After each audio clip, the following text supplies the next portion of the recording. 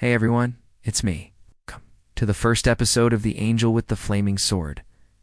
This is the story of an angel who guards the entrance to a garden, specifically the entrance to the Garden of Eden. But this angel isn't your typical garden variety angel. No, this angel has a flaming sword that flashes back and forth in front of the tree of life, making sure that no human can get close enough to eat from it. Why?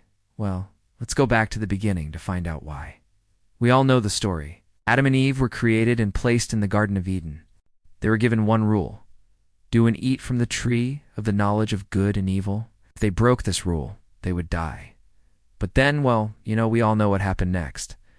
They did eat from the tree. They disobeyed God, and suddenly everything changed. When they heard God coming, Adam and Eve tried to hide. But where? In the garden. Where else?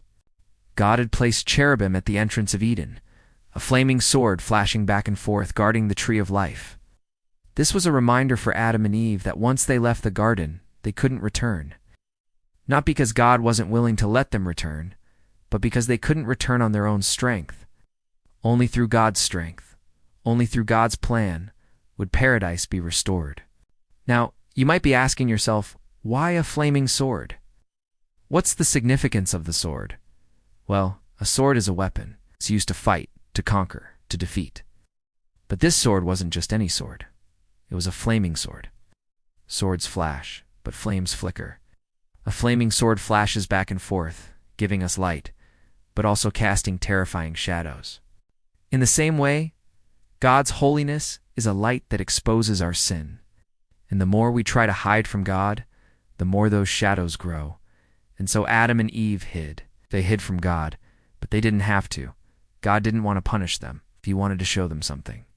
You see, while the flaming sword kept them from returning to the garden, it also pointed forward to the cross, which would one day allow them and us to return to the garden. See, this angel with the flaming sword isn't a scary, mean, nasty angel. No, he's actually a very nice angel. Why? Because his flaming sword pointed forward to the cross, pointing to Jesus, who would one day pay the price for our sin. And without the flaming sword, without God's holiness convicting us of our sin, we wouldn't know how much we needed Jesus. And so, yeah, the angel with the flaming sword is a good thing.